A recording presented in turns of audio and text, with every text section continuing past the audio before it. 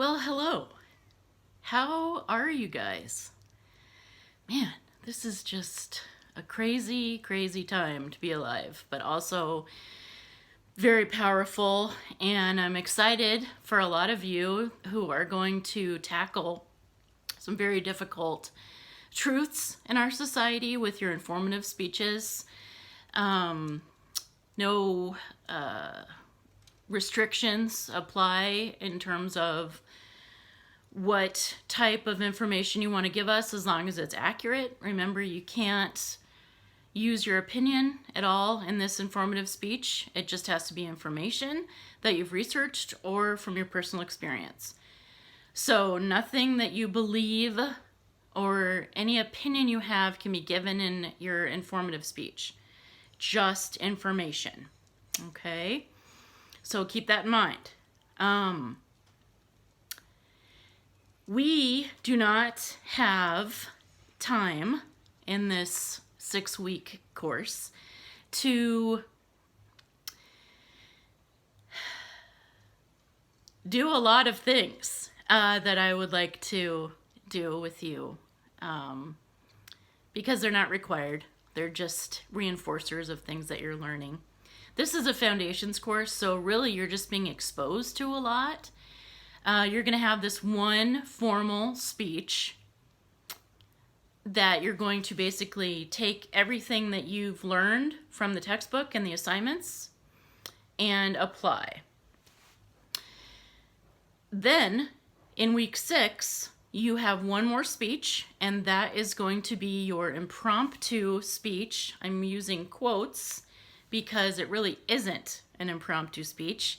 Truly, an impromptu speech, in reality, the definition of an impromptu speech is you get a topic that your boss gives you or your teacher gives you, and you have 5 minutes to quickly organize it, and then you give your speech. And it's usually just a really short 1 to 2 minute speech on that topic that you obviously have knowledge or experience with. And it's reminiscent of the speeches that you're going to be giving the most often in your, man, I'm getting crazy with the air quotes right now, real life. Okay, like you're not in real life right now is why I did the quotes. Of course you're in real life right now. The point is, this is the type of speaking, the impromptu style, that you're going to be doing the most in your career. Your boss is going to say, okay, in 10 minutes, I need you to motivate your team. Or in 15 minutes, I need you to go out there and let everybody know what is expected of them in this project.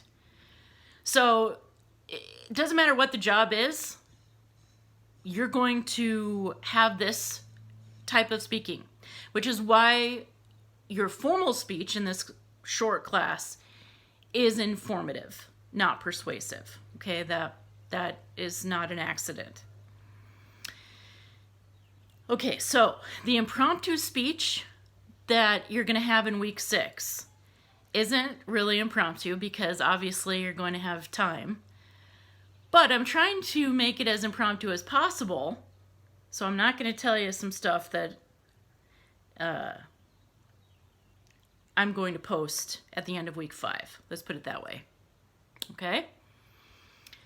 So you will have more than 5 minutes. You'll have like a week, but that's the best we can do. A couple things I want to talk to you about. This is basically the only lecture you guys are going to get this summer from me. Yay! Aren't you happy about that? And here's why. I'm not big on lecturing ever because, as you've read in your textbook, 70% of all communication is nonverbal. And you're actually going to be getting that reified in your homework assignment this week that's due tomorrow. Sorry, I'm trying to log onto my computer with my 23-digit password situation here. I really forgot to tell you to take notes. So if you want to go grab a pen or a pencil and some paper, that would be a really good idea. I'm actually going to require that you watch this lecture, which really isn't a lecture. It's more of a conversation. So, the reason I'm requiring you watch what I'm about to say is because in this class, in this course, we do and we be, I know that's not proper grammar, communication. Okay, so we are communication. We are doing communication. Do and be, all right? So, what that means, you guys, is that I'm going to take this opportunity to make sure that you comprehend and understand some really important concepts that have been presented, and take advantage of the opportunity of explaining why they were presented the way they were, and just make sure that you've got some key concepts down, okay? Okay, so first things first, I need to talk to you about the discussion assignment that is due tonight, June 3rd. I don't want you to freak out, thinking to yourself, oh my gosh, is she expecting us to do all of this in our speech? No, 100% no. Okay, so need to get that thought out of your head. You are not going to be required to do anything with delivery. I do not grade on delivery at all, ever. The reason for that is this is a foundations course, okay? And that's one of the reasons I didn't want you guys to give any feedback on delivery, those of you that have had public speaking experience, to the people in the class that have never given a speech in their entire life, with the introductory speeches, okay? So I don't grade on delivery because this is a foundations course. You're just learning the basics of delivery. I want you to try to implement these techniques for proper delivery when you practice your speech, your formal informative speech, and obviously when you do your impromptu.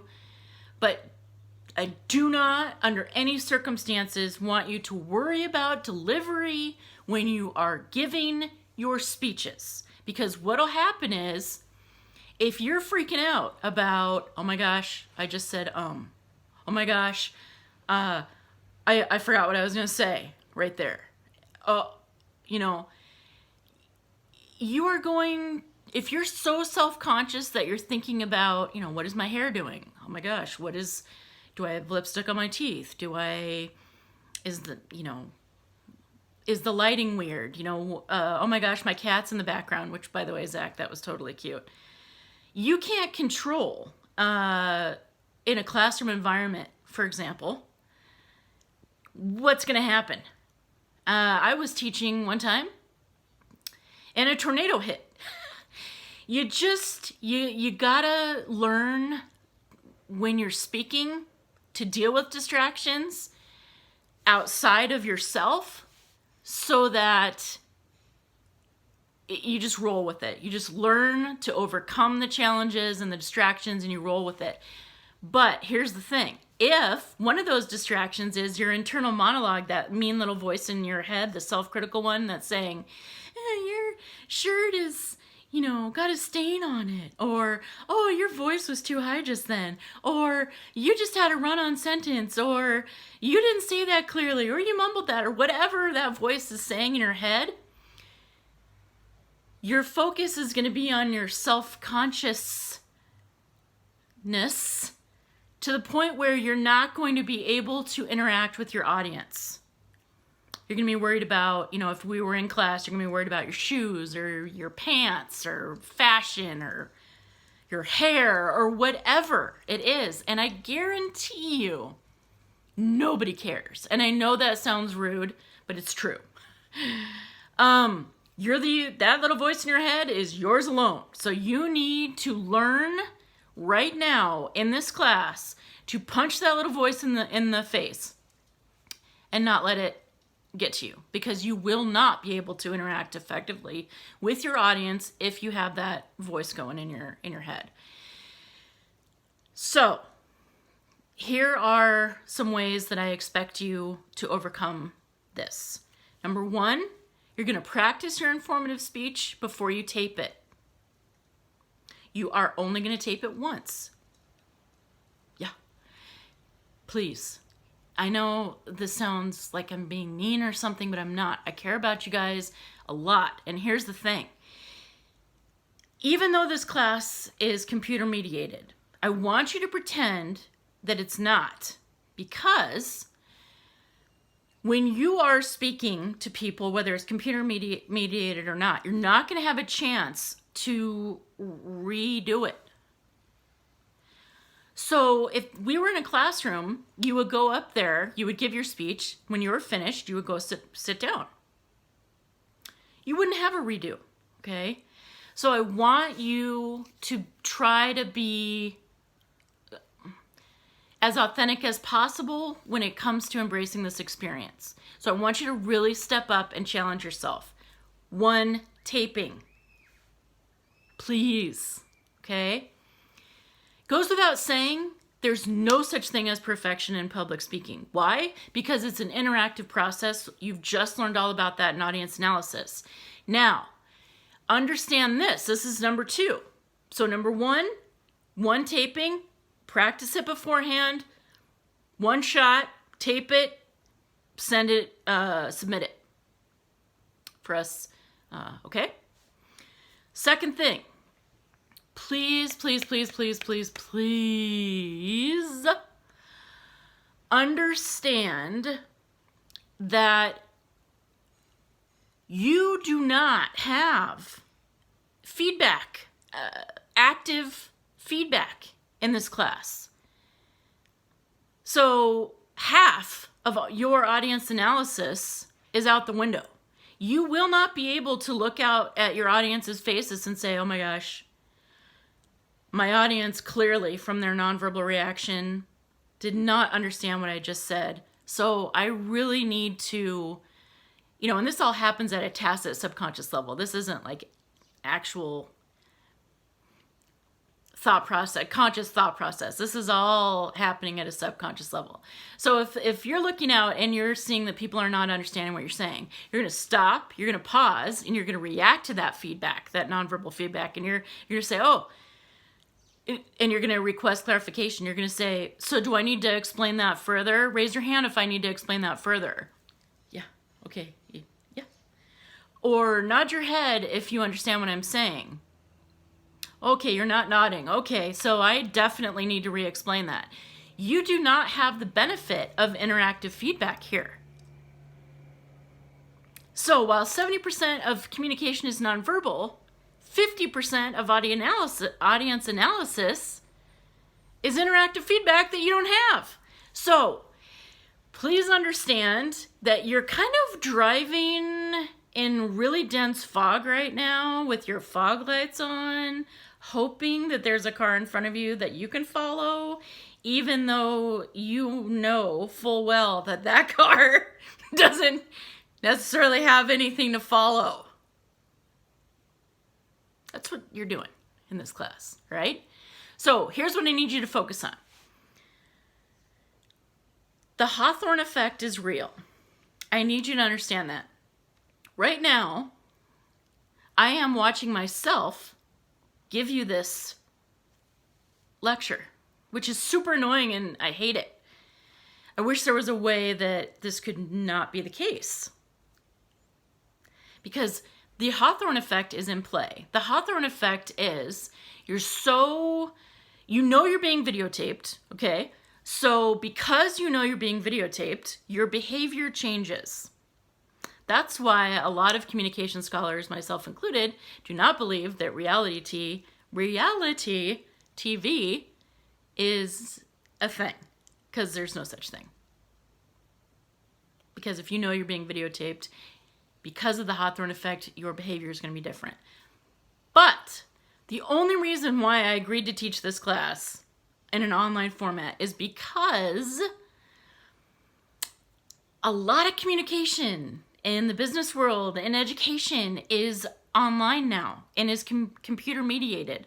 So we need to learn, all of us need to learn how to engage with an audience without benefit of interaction. Yeah. Okay, I'm 49. I'm going to be 50 next year. This is an old dog right here learning some new tricks, and that's important. Those of you that have grown up with cell phones and videos and taping yourself and all that might not feel the Hawthorne effect as much as those of us that do not have that experience. So please keep that in mind. Also, those of you that are super shy in the class, I know there are 3 of you that suffer with anxiety. You're gonna really hate this. You're gonna, really, really hate this. You'd probably rather go to the dentist and have a root canal than do this, and I respect that. But here's the thing about facing your fear. When you do this, you're gonna be so proud of yourself. You're gonna be like, yeah, I wrote that speech, I gave that speech, that's awesome. And then when you get your feedback from me and your peers, you're gonna be like, oh dang, made some sense.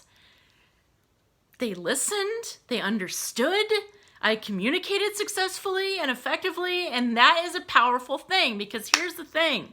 Language is power. Words matter. What you say matters. You need to understand that. And you need to value your voice. Okay? It's important that you do. So once you start valuing your voice, your shyness is going to go down and down and down. And once you realize the power of your voice, then your shyness is going to go down and down and down even more. Okay?